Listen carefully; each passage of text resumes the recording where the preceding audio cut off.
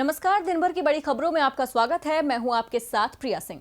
आज इस बुलेटिन में बात होगी पीएम मोदी की राष्ट्रपति से मुलाकात की, कांग्रेस के केंद्र सरकार पर तंज की, जानेंगे कि आरजेडी के खिलाफ जेडीयू के नए पोस्टर में क्या है खास, और मध्य प्रदेश में विभागों के बंटवारे पर क्यों छिड़ी रार, और आखिर में बात आईटी कंपनी में हुई छटनी की। लेकिन तमाम बड़ी खबरों से पहले एक नजर सुर्खियों पर।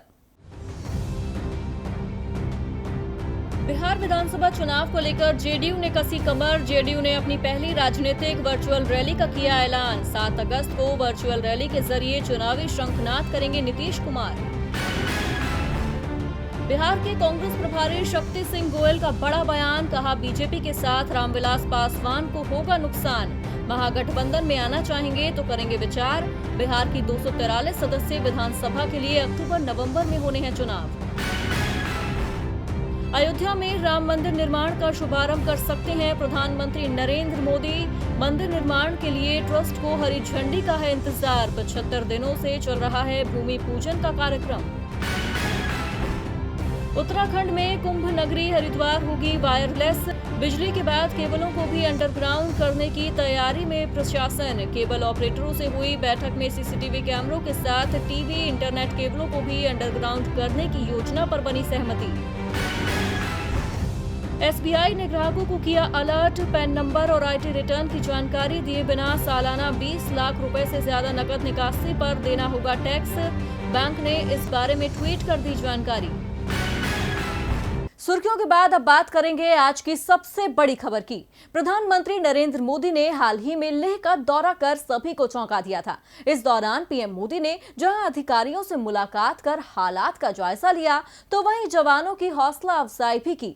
इसी बीच लेह दौरे से लौटने के बाद पीएम मोदी ने आज राष्ट्रपति रामनाथ कोविंद से मुलाकात की। इसी पर चर्चा के लिए हमारे साथ मौजूद हैं राजीव जी, लेकिन उससे पहले एक नजर इस रिपोर्ट पर। प्रधानमंत्री नरेंद्र मोदी आज राष्ट्रपति रामनाथ कोविंद से मिलने राष्ट्रपति भवन पहुंचे। दोनों नेताओं के बीच आधा घंटे तक मुलाकात हुई। पीएम ने इस दौरान उन्हें देश के तमाम हालात की जानकारी दी। पीएम अभी हाल ही में लेह की यात्रा पर गए थे, जिसकी चर्चा देश विदेश सभी जगह हो रही है, और उन्होंने अपनी यात्रा के बारे में भी राष्ट्रपति रामनाथ कोविंद को बताया। राष्ट्रपति भवन की तरफ से इस मुलाकात को लेकर ट्वीट किया गया। बताया जा रहा है कि देश में स्वास्थ्य मुसीबत के बढ़ते मामले और सरकार द्वारा की गई तैयारियों को लेकर भी पीएम मोदी ने राष्ट्रपति से चर्चा की। देश में स्वास्थ्य मुसीबत अब दिन ब दिन बढ़ती जा रही है। रोजाना हजारों मामले सामने आ रहे हैं, जो सरकार की चिंता बढ़ा रहे हैं। वहीं दोनों नेताओं के बीच लद्दाख में पड़ोसी देश से चल रहे तनाव के मामले पर भी चर्चा हुई। पीएम ने अपनी लद्दाख यात्रा के बारे में भी जानकारी राष्ट्रपति को दी। पीएम मोदी ने लद्दाख यात्रा के दौरान बिना नाम लिए पड़ोसी देश को सख्त संदेश दिया था। पीएम मोदी ने कहा था कि विस्तारवाद का युग खत्म हो चुका है, अब विकासवाद का समय आ गया है। तेजी से बदलते हुए समय में विकासवाद ही प्रासंगिक है। विकासवाद के लिए अवसर है और विकासवाद ही भविष्य का आधार है। पीएम के दौरे के बाद राष्ट्रपति से ये मुलाकात इसलिए भी खास मानी जा रही है क्योंकि लेह में दिए गए पीएम के बयान पर पड़ोसी देश ने जवाब देते हुए कहा था कि हमें विस्तारवादी कहना आधारहीन है। हमने अपने 14 में से 12 पड़ोसी देशों के साथ सीमा विवाद को सुलझाया है। अब रुक करते हैं राजीव जी का। राजीव जी, सरकार इस समय 2 मोर्चों पर उलझी हुई है। पहली स्वास्थ्य मुसीबत जो अब डराने लगी है, और दूसरे देश की हिफाजत। विपक्ष इन दोनों ही मुद्दों पर सरकार को घेर रहा है। सरकार विपक्ष के सवालों के जवाब तो नहीं दे रही, लेकिन ऐसे मौके पर पीएम की राष्ट्रपति के साथ मुलाकात क्या मायने रखती है? क्या सरकार कोई बड़ा कदम उठाने की सोच रही है, या फिर हम इसे सामान्य मुलाकात माने? जी प्रिया, पीएम मोदी और राष्ट्रपति कोविंद की मुलाकात से सीधे किसी नतीजे पर पहुंचना तो जल्दबाजी होगी। अभी तो ये सामान्य मुलाकात ही नजर आ रही है, जिससे देश के मौजूदा हालात के बारे में प्रधानमंत्री ने राष्ट्रपति को अवगत कराया है। हम जानते ही हैं प्रिया कि देश में स्वास्थ्य मुसीबत अब कितनी गंभीर हो चुकी है। इस वजह से अर्थव्यवस्था भी डगमगा गई है, और उस पर पड़ोसी देश के साथ बढ़ा तनाव हालात को और कठिन बना रहा है। लद्दाख की घटना के बाद प्रधानमंत्री और राष्ट्रपति की मुलाकात भी नहीं हुई थी। चूंकि राष्ट्रपति तीनों सेनाओं के प्रमुख हैं, इसीलिए भी ये जरूरी था कि पीएम मोदी राष्ट्रपति कोविंद को सारी बातों की जानकारी देते और पड़ोसी देश के साथ जो कड़वाहट पैदा हुई है उससे भी अवगत कराते। फिलहाल इस मुलाकात के बारे में राष्ट्रपति भवन ने जो ट्वीट किया है उसमें यही कहा गया है कि पीएम ने राष्ट्रीय और अंतर्राष्ट्रीय महत्व के मुद्दों पर राष्ट्रपति को जानकारी दी है। इस बयान के बाद किसी तरह का कयास लगाना फिलहाल जल्दबाजी होगी प्रिया। यही माना जा सकता है कि देश का मुखिया होने के नाते राष्ट्रपति को सभी बातों के बारे में प्रधानमंत्री को जानकारी देना चाहिए ताकि भविष्य में पूरी तरह सोच विचार करके कोई बड़ा कदम उठाया जा सके। वक्त की मांग तो यही है कि अभी देश में बिगड़ते स्वास्थ्य हालात और आर्थिक हालात को संभाला जाए और सरकार कोई ऐसा कदम न उठाए जिससे पहले से परेशानी झेल रही जनता पर और बोझ बढ़े। उम्मीद की जा सकती है कि देश के प्रधानमंत्री और राष्ट्रपति की इस ताजा मुलाकात से आम आदमी की बेहतरी के लिए कोई रास्ता निकलेगा। बहुत बहुत धन्यवाद राजीव जी तमाम जानकारी के लिए। बढ़ते हैं अपनी अगली खबर की ओर। देश और दुनिया इस वक्त स्वास्थ्य मुसीबत की चपेट में है। हालात चिंताजनक बने हुए हैं। अब भारत में भी इस मुसीबत ने अपना विकराल रूप दिखाना शुरू कर दिया है। अब तक रोजाना 15 से 18,000 नए मामले सामने आ रहे थे, लेकिन आज 25,000 से ज्यादा मामले सामने आए, जिसने एक बार फिर विपक्ष के हाथों केंद्र की मोदी सरकार को घेरने का मौका दे दिया। जी हां, बढ़ते मामलों को लेकर कांग्रेस ने मोदी सरकार को जमकर आज खरी खोटी सुनाई है। देश में जब स्वास्थ्य मुसीबत ने दस्तक दी थी तो इससे प्रभावित मामलों की संख्या बेहद कम थी, लेकिन अब जब मामले तेजी के साथ बढ़ रहे हैं तो देश में अनलॉक मोड चल रहा है। 1 जुलाई से अनलॉक 2 की शुरुआत हो चुकी है, जिसके साथ लगता है कि स्वास्थ्य मुसीबत भी पूरी तरह से अनलॉक हो गई है। जी हाँ, स्वास्थ्य मुसीबत से प्रभावित आंकड़े अब तेजी से बढ़ रहे हैं, जिसे लेकर विपक्ष ने केंद्र की नरेंद्र मोदी सरकार को आड़े हाथों लिया है। कांग्रेस ने ट्वीट कर लिखा, हर गुजरता दिन स्वास्थ्य मुसीबत का नया रिकॉर्ड कायम कर रहा है। 24 घंटे से लगभग 25,000 नए मामले सामने आने का मतलब है हर मिनट लगभग 17 से ज्यादा मामले। विडंबना देखिए कि इस मुसीबत की स्थिति के बीच भी बीजेपी को चुनाव प्रचार ज्यादा जरूरी लग रहा है, लोगों की सेहत नहीं।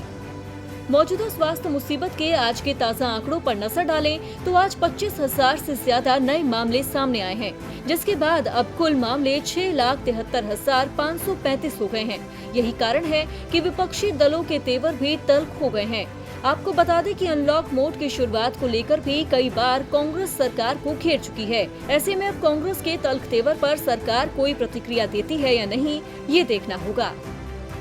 अब कांग्रेस जहां स्वास्थ्य मुसीबत को लेकर केंद्र को घेर रही है, तो वहीं विधानसभा चुनाव के मद्देनजर बिहार में जेडीयू भी विपक्षी दल आरजेडी पर बरस रही है।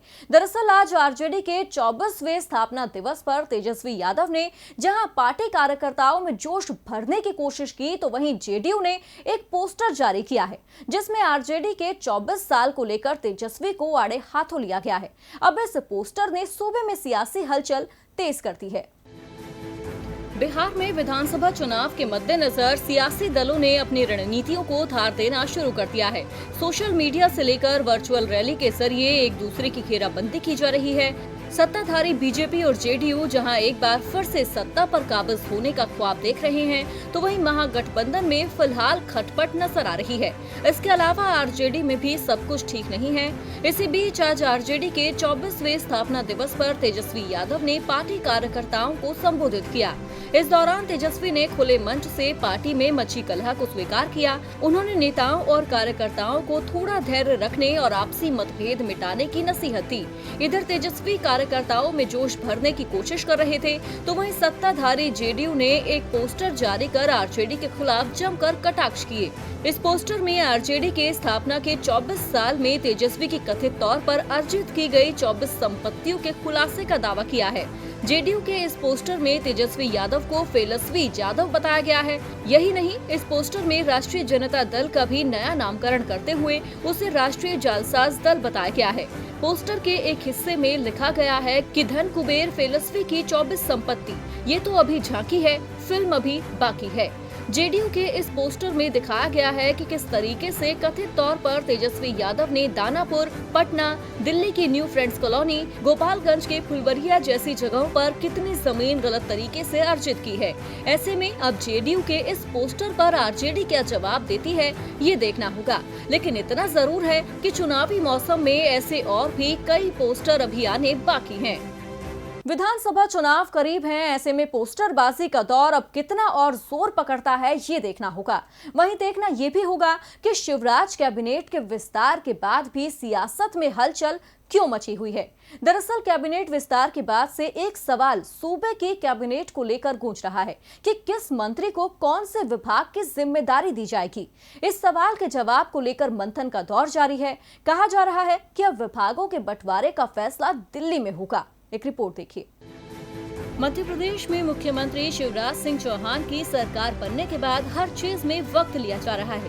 पहले शिवराज अकेले सरकार चला रहे थे। जब विपक्ष ने सवाल उठाए तो 5 मंत्रियों के साथ सरकार चलाई और फिर 72 दिन बाद अपने कैबिनेट का विस्तार किया।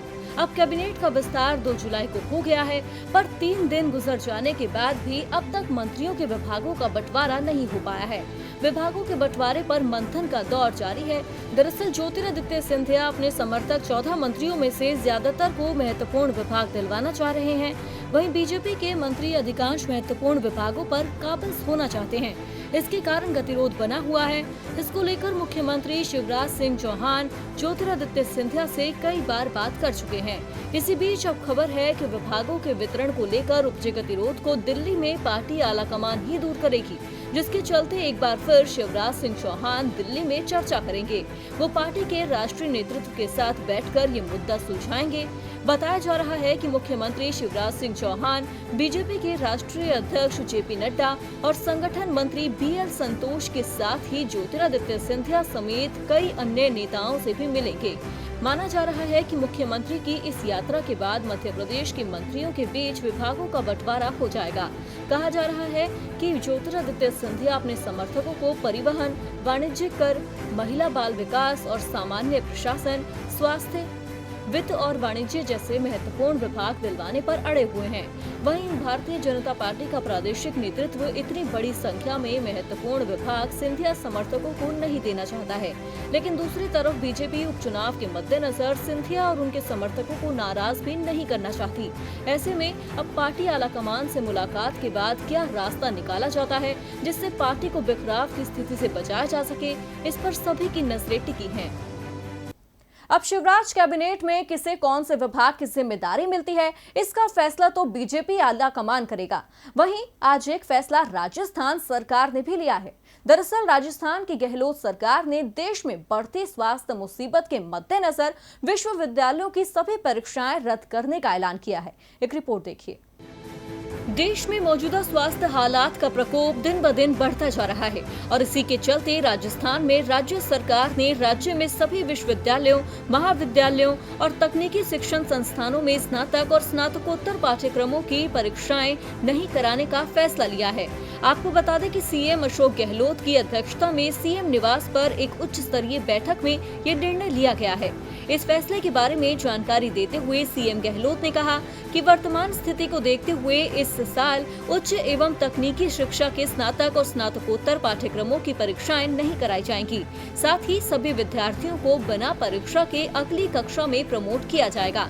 प्रमोट होने वाले विद्यार्थियों के अंकों के निर्धारण के संबंध में मानव संसाधन विकास मंत्रालय की ओर से आगामी कुछ दिनों में जारी होने वाले दिशा निर्देशों का अध्ययन कर समुचित निर्णय ले लिया जाएगा।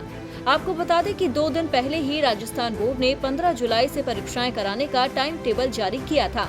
राजस्थान यूनिवर्सिटी की under graduation final year exam की डेट शीट के अनुसार परीक्षाएं 15 जुलाई से शुरू होनी थी और 7 सितंबर तक चलनी थी, लेकिन अब कोई भी परीक्षा नहीं होगी। और बुलेटिन के आखिर में अब बात आईटी कंपनी में हुई छटनी की।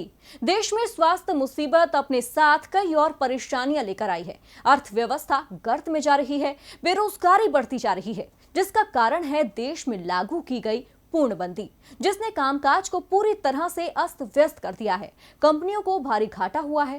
कई कंपनियां बंद हो गई हैं तो कई अपने नुकसान की भरपाई कर्मचारियों के छटनी करके पूरा कर रही है।